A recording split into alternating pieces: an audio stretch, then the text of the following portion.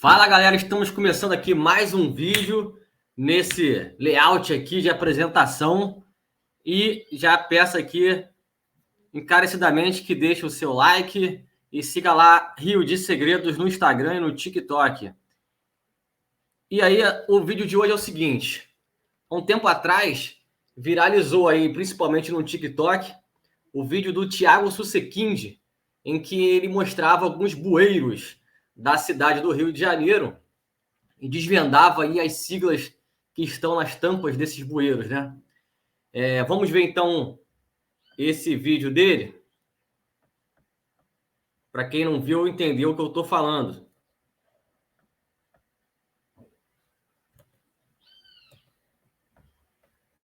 Você sabia que os bueiros dizem muito sobre a nossa história? Esse é o meu vídeo mais nerdola de todos. A história pelos bueiros do Rio de Janeiro.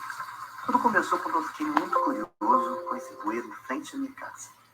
Ele diz que é da Prefeitura do Distrito Federal. Só que não é qualquer Distrito Federal, é do Distrito Federal. Então vamos passo a passo. Se ele é do Distrito Federal, então ele precisa ser anterior a 1960, ano que Brasília foi fundada. Mas, além disso, diz que é do Distrito Federal, com esse C mudo antes do T. E eu fiquei, de quando que é isso aí, então?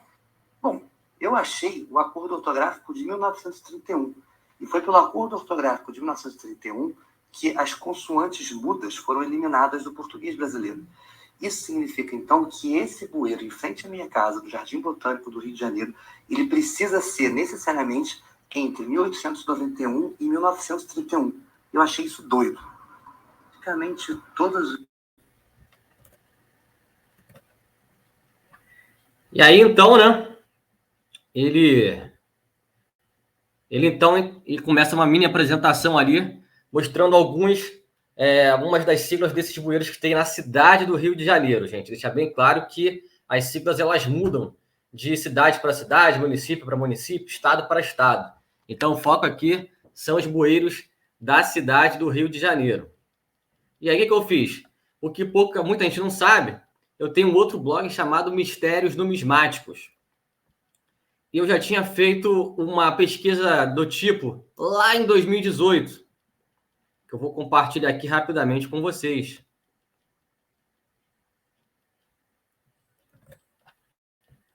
Tá aqui, ó, meu blog Mistérios Numismáticos, e eu já tinha feito em 25 de setembro de 2018, eu já tinha feito porque eu já tinha tido essa curiosidade lá no passado, quando eu nem sonhava ainda fazer o Rio de Segredos.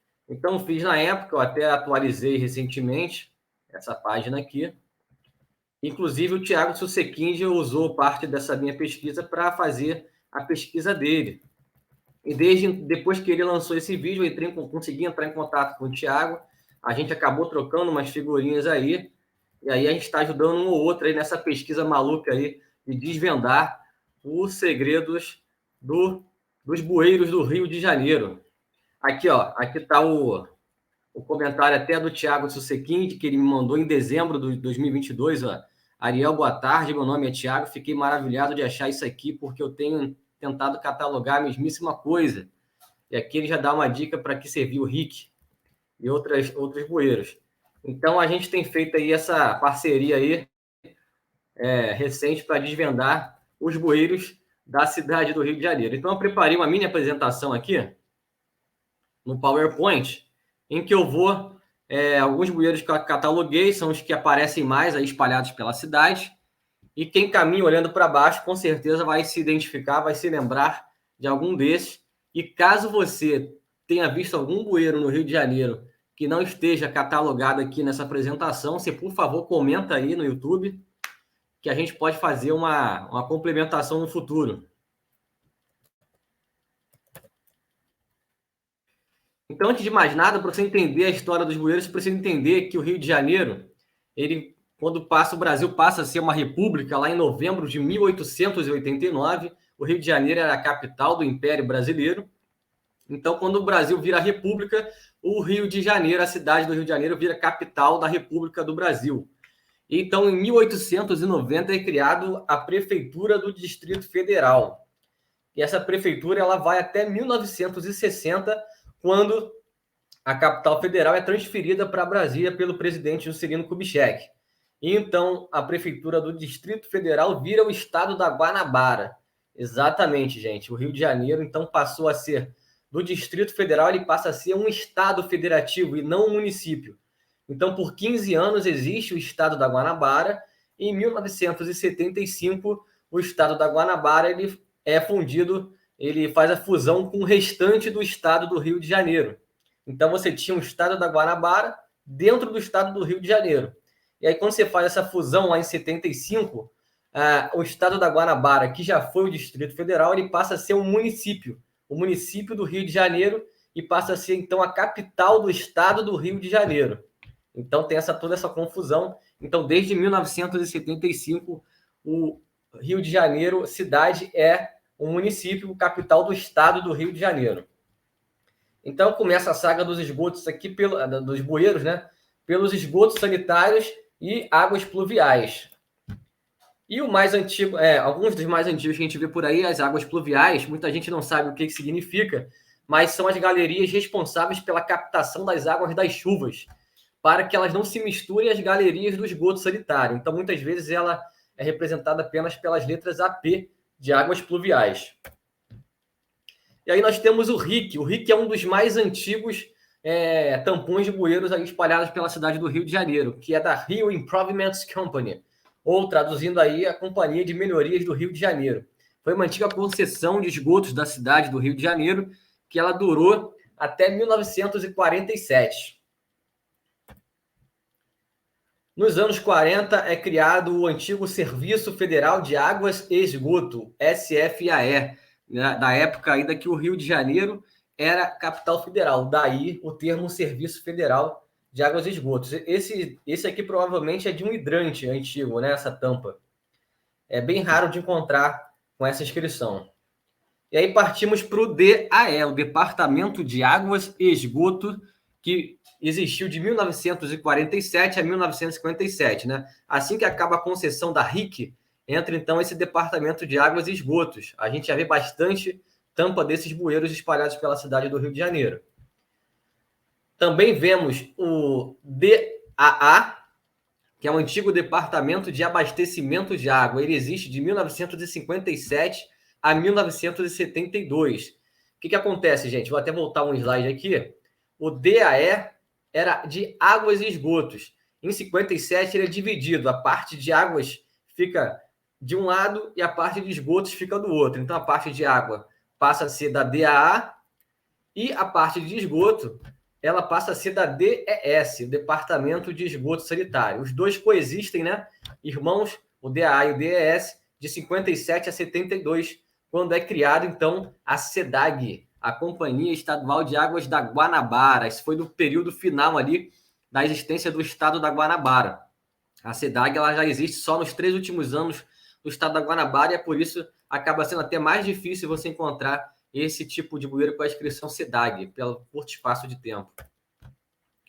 E também tinha a ESAG. A ESAG era o braço de esgotos da SEDAG. Então, a SEDAG era a companhia de águas e a ESAG era a empresa de esgotos, a empresa de saneamento da Guanabara. Eles também coexistiram de 72 a 75. Em 75, com a fusão do estado da Guanabara com o Rio de Janeiro, surge a SEDAI, que é a Companhia Estadual de Águas e Esgotos do Rio de Janeiro, que engloba não só o município, como todo o estado do Rio de Janeiro. Também encontramos por aí alguns bueiros mais difíceis com a inscrição DOB, que foi de um departamento de obras que existiu na época do estado da Guanabara. Provavelmente isso aqui é um tampão de águas pluviais. Provavelmente, acredito eu. E também surgem, a partir daí, dos anos 70, a SURSAN, a Superintendência de Urbanização e Saneamento. A gente vê bastante também, provavelmente também, são bueiros de águas pluviais. E aqui também eu trago a PDF, que significa Prefeitura do Distrito Federal, apesar de não dizer o bueiro ali do que se tratava, né? Também acredito que seja de águas pluviais ou esgoto sanitário. E aí a gente chega na parte dos telégrafos. Telégrafo, gente, era uma rede que possibilitava a troca de mensagens escritas usando impulsos elétricos em código Morse. Gente, isso aqui é uma época que não existia ainda telefonia pública, a telefonia privada também engateava, quase ninguém no Brasil tinha telefone em casa. Então, um dos sistemas bastante utilizados lá nos primórdios era os telégrafos. E aí, então, existe a RGT, a Repartição Geral dos Telégrafos, de 1890 a 1931. E também é um dos bueiros, uma das tampas dos bueiros mais antigas da cidade do Rio de Janeiro. A gente encontra algumas na região da parte velha da Tijuca, no centro da cidade, algumas partes da Zona Sul também. Depois, a RGT ela é substituída pela DCT, o Departamento de Correios e Telégrafos, que existiu de 1931 a 1969. Em 69 surge ela substituída pela ECT, a Empresa Brasileira, a Empresa de Correios e Telégrafos, a ECT que existe até hoje. Mas essa eu não encontrei nenhum tampão até agora. E aí entramos também nos temas da iluminação pública e privada, que também é bem interessante. E é um ramo que tem bastante bueiros, tampas de bueiros da cidade. A gente, eu estou falando bueiro porque acaba se popularizando mais o termo bueiro, mas o bueiro é mais para designar, né, os esgotos, né? Geralmente o pessoal usa isso como galeria de visita, alguma coisa assim, né? Principalmente as galerias subterrâneas desenvolvidas com energia elétrica e telefonia. Então, uma das mais antigas é essa aqui, ó, a LEP, a Light and Power, que em português, né, a gente traduzindo, fica força e luz. A Light and Power ela surge em 1911 aqui na cidade do Rio de Janeiro e tem esse nome até 1938. Então, são algumas das tampas mais antigas que tem assim, essas letras LEP de Light and Power. Em 1938, ela vira CEF, que significa Carris e Força, da antiga Companhia de Carris e Força do Rio de Janeiro. Para quem não sabe, Carris era responsável pelo sistema de bondes da cidade, né? Então, a empresa de energia elétrica ela era responsável pela eletrificação do sistema de bondes da cidade do Rio de Janeiro, não só da iluminação da cidade, como também de fazer funcionar o sistema de bondes elétricos da cidade. Então, você vê até que é muito parecido o layout, né, o design dessas tampas da LEP, Light and Power, e da CIF, Carris e Força. Tem outros tampões da Carris e Força que vem escrito Carris e Força, é mais fácil de identificar. Mas também a CIF é a mais aí, curiosa por causa da sua sigla que muita gente não sabe. E aí, a partir de 1959, é renomeado novamente a Carris e Força, ela vira de vez a Light, né? Que é conhecida até hoje pelo público do Rio de Janeiro. Aí temos, já partindo mais para a iluminação pública da cidade do Rio de Janeiro, a gente tem tampões da CEE, que é a antiga Comissão Estadual de Energia.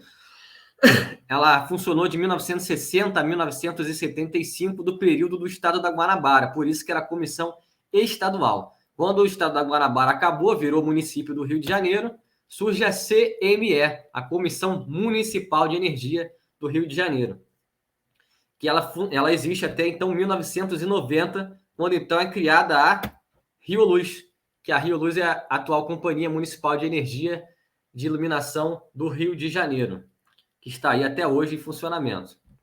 E partimos agora para o serviço de tráfego. Essa daqui é bem curiosa, eu só encontrei um tampão até agora com essa inscrição ali na região do Castelo, da Esplanada do Castelo, que é da DFSP-ST. E essa daí o Thiago Susequinde me ajudou. Eu não tinha achado do que se tratava e ele acabou achando na pesquisa dele, que é o Departamento Federal de Segurança Pública e era o Serviço de Trânsito. Então, você tinha um Departamento Federal de Segurança Pública, isso da época do Distrito Federal, lá nos anos 40, e esse departamento ele tinha vários subserviços, né? Então, o ST que aparece ali embaixo no tampão é de Serviço de Trânsito. Então, provavelmente, é uma das precursoras da Sete Rio, que é essa que vamos falar agora, que é a Companhia de Engenharia de Tráfego do Rio de Janeiro. Você vê esses tampões espalhados aí na cidade inteira. Eles são responsáveis ali pela sinalização semafórica, né, dos sinais de trânsito da cidade. E aí chegamos aí na parte do gás, onde nós também encontramos tampões escrito apenas gás. E o curioso aí, que é a letra Z. Gás escrito com Z, provavelmente foi na reforma ortográfica também dos anos 30 ou 40, que gás substitui a letra Z pelo uso do S. E só para complementar, existiu aqui por muito tempo uma concessão na cidade do Rio de Janeiro da antiga Sociedade Anônima do Gás, que ela existiu até 1969, lá nos primórdios, no século XIX ainda. Essa empresa foi responsável até pela iluminação da cidade, porque a iluminação era feita a gás. Algum momento, então, lá na primeira metade do século XX, gás passa a ser escrito com S, e aí surge já nos anos 60, né? Final dos anos 60 para 70, surge a SEG, a Companhia Estadual de Gás. Mais um tema também que tem bastante tampão por aí é o de telefonia, tanto pública quanto privada. E aí a mais antiga delas é a CTB, a antiga Companhia Telefônica Brasileira, que existiu de 1923 a 1976. Temos também a CETEL, foi a Companhia Estadual de Telefones da Guanabara. Ela foi criada justamente em 1965, durante o estado da Guanabara. E ela acabou existindo até 1989, quando ela foi incorporada à Telerge, que é essa daqui. A Telerge já bem mais conhecida do público que frequentou aqui a capital carioca, que é a antiga Telecomunicações do estado do Rio de Janeiro, do sistema Telebrás. Quem não se lembra das fichas telefônicas da antiga Telerge, não, na verdade? Então, ela existiu de 75 a 98, quando o sistema começa, então, a ser privatizado. E aí, a Telerge, aqui no Rio de Janeiro, ela vira parte da Telemar, que é Telecomunicações Mar, que não só englobava o Rio de Janeiro, como outros estados litorâneos do Brasil. E é isso, pessoal. Acabei aqui a apresentação do PowerPoint. Espero que você tenha gostado dessa minha apresentação, que conta aí um pouco, faz um resumão da história das siglas dos bueiros, das galerias subterrâneas da cidade do Rio de Janeiro. Provavelmente a grande maioria desses tampões são dos anos 30 em diante, principalmente dos anos 30, 40 em diante. Acredito que não deva ter muitos tampões anteriores aos anos 30. Alguns têm, provavelmente a RGT deve ser anterior aos anos 30 ainda. Alguns aqui da Light and Power, da Companhia de Carris e Força, também devem ser talvez dos anos 10, anos 20, mas a grande maioria esmagadora já é ali meados dos anos 30 em diante, né? Então, eu deixo aqui, essa pesquisa vai ficar aí gravada aí para o YouTube, Rio de Segredos. Reforço aqui o meu pedido encarecido de você curtir esse conteúdo, dar o seu like aí no YouTube, comentar se tem alguma dúvida, sugerir novos temas, e também seguir Rio de Segredos no Instagram, no TikTok, e se inscrever aqui no nosso canal do YouTube, tá bom? Um grande abraço e até o próximo Segredo do Rio.